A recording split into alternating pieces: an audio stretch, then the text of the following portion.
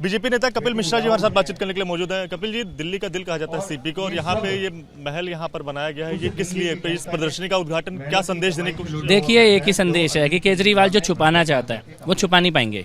उस शीश महल के अंदर क्या है, कैसा शीश महल, क्यों उसमें मीडिया को नहीं जाने दिया आज तक, क्यों जनता को नहीं जाने दिया? हमने तो कहा था अगर कुछ चोरी नहीं है तो एक बार दिखा दो, लेकिन जब उन्होंने नहीं दिखाया तो भाजपा ने घोषणा की थी कि ये शीश महल, ये केजरीवाल की लंका, भ्रष्टाचार की लंका कैसी बनी है ये दिल्ली के लोगों को दिखाएंगे, और उसका ये मॉडल हमने आज यहाँ रखा है, और इस मॉडल को दिल्ली की हर विधानसभा में लेके जाएंगे। जो केजरीवाल छिपाना चाहता है वो छुप नहीं पाएगा।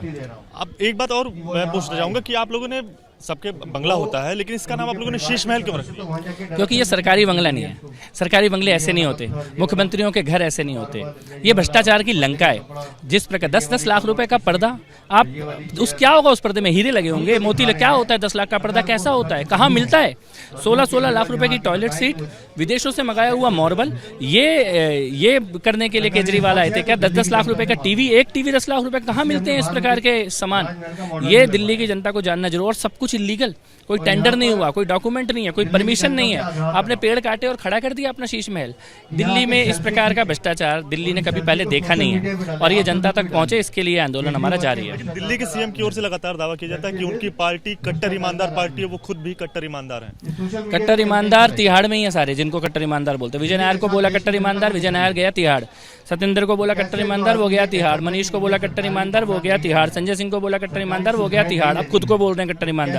तो अपने दोस्तों के बीच में बहुत जल्दी जाएंगे, क्योंकि ये आंखों से छिपने वाला पाप नहीं है, ये दिख रहा है। और ये कोरोना के काल में ये लूटा गया है दिल्ली वालों को, इसे माफ नहीं किया जा सकता। बातचीत करने के लिए तो कपिल मिश्रा हैं, साफ तौर से वो यही कह रहे हैं कि जिस तरह से दिल्ली के सीएम जो अरविंद केजरीवाल हैं, उनका जब बंगला बनाया गया तो उसमें करोड़ों लाखों रुपए के जो घोटाले हैं वो किए गए, और उन सब को लेकर उस पैसे का जो इस्तेमाल है वो उनके बंगले के रिनोवेशन में किया गया, और काफी ज्यादा करोड़ों रुपए इसमें खर्च किए गए, जिसमें बहुत ज्यादा भ्रष्टाचार देखा गया। और उसी के चलते बीजेपी की ओर से यहाँ पर प्रदर्शनी लगाई गई है सीपी में, और साफ तौर से यही कहा जा रहा है कि दिल्ली की जनता जो है वो अपने टैक्स के पैसे का जो है वो हिसाब मांग रही है, और इसका जवाब जो है वो दिल्ली के सीएम अरविंद केजरीवाल को देना चाहिए। तो बड़ा आरोप बीजेपी की तरफ से आम आदमी पार्टी के मुखिया अरविंद केजरीवाल के ऊपर लगाया जा रहा है।